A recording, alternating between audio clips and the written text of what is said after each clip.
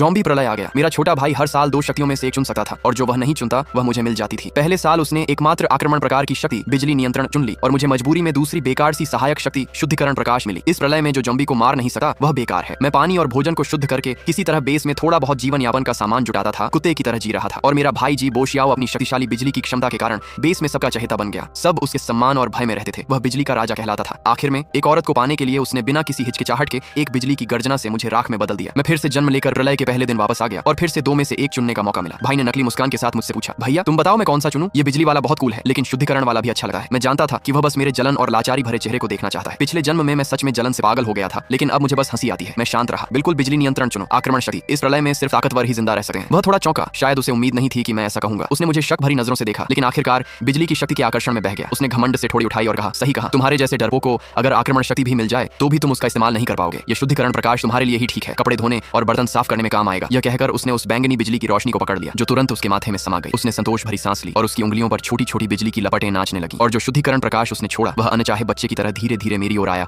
और मेरे शरीर में समा गया। एक गर्माहट पूरे शरीर में फैल गई। बहुत आरामदायक, लेकिन सच में कोई आक्रमण शक्ति महसूस नहीं हुई। भाई ने मुझे तिरस्कार भरी नजर से देखा, मुड़कर कमरे से बाहर चला गया और माँ बाप को अपनी शक्ति दिखाने चला गया। मैंने दरवाजा बंद किया और धीरे से एक लंबी सांस छोड़ी। उसे नहीं पता था कि शुद्धिकरण प्रकाश बाद में किसी भी आक्रमण शक्ति से ज्यादा कीमती साबित होगा। ये सिर्फ पानी और भोजन को शुद्ध नहीं कर सकता बल्कि जॉम्बी वायरस को भी साफ कर सकता है। एक ऐसी शक्ति जो संक्रमण को खत्म कर सकती है। इस प्रलय में इसका मतलब क्या है? इसका मतलब है सर्वोच्च शक्ति और अधिकार। और मेरे भाई ने खुद अपने हाथों से यह अपार शक्ति मेरे सामने लाकर रख दी। खिड़की के बाहर आसमान तेजी से अंधेरा होने लगा। हवा में सड़ांत की मीठी बदबू फैलने लगी। सड़क पर चीखें और अराजकता की आवाजें गूंजने लगी। दरवाजा जोर जोर से पीटा जाने लगा। पापा बाहर से चिल्ला रहे थे। मैंने कोई ध्यान नहीं दिया बल्कि कमरे में सबसे भारी चीज से दरवाजे को कसकर बंद कर दिया। बाहर की गालियां और चीखें और भी साफ सुनाई देने लगी। बीच बीच में भाई की झुंझलाहट भरी आवाज भी थी। जल्द ही बाहर की आवाजें गायब हो गईं। मुझे पता था वे चले गए जैसे पिछले जन्म में, बिना किसी हिचकिचाहट के मुझे छोड़कर। मैं दरवाजे से टिक गया। गलियारे से आती चीखों को सुनते हुए दिल में ठंडापन छा गया। अंधेरे में मैंने अपना दाहिना हाथ उठाया और मेरी हथेली में एक नरम सफेद रोशनी चमक उठी। यही शुद्धिकरण प्रकाश था। मैंने अपने बैग से थोड़ी गंदी हो चुकी पानी की बोतल निकाली और उस पर यह रोशनी डाली। कुछ ही सेकंड में पानी की सारी गंदगी गायब हो गई और वह बिल्कुल साफ हो गया। मैंने बोतल खोलकर एक घूंट पिया। स्वाद मीठा और ताजा था, प्रलय से पहले के सबसे अच्छे पानी से भी बेहतर। फिर मैंने एक एक्सपायर होने वाला ब्रेड निकाला और उसे भी शुद्ध किया। सूखी रोटी फिर से नरम हो गई और ताजी खुशबू देने लगी। यही मेरी शुरुआत की सबसे बड़ी ताकत थी। इस दुनिया में जहां खाना और पानी सोने से भी ज्यादा कीमती है, मुझे कभी भूखा नहीं रहना पड़ेगा। अगले 7 दिनों तक मैं कमरे में ही रहा। बाहर की दुनिया पूरी तरह नरक बन चुकी थी और मेरा कमरा ही एकमात्र सुरक्षित जगह था। मैंने फ्रिज में सड़ने वाले खाने को एक एक करके शुद्ध किया जो मुझे 1 महीने तक चल सकता था। 8वें दिन बाहर की चीखें धीरे धीरे कम हो गई। मुझे पता था कि पहला अराजक द्वार खत्म हो गया है। बचे हुए लोग अब अपने अपने ठिकाने बना रहे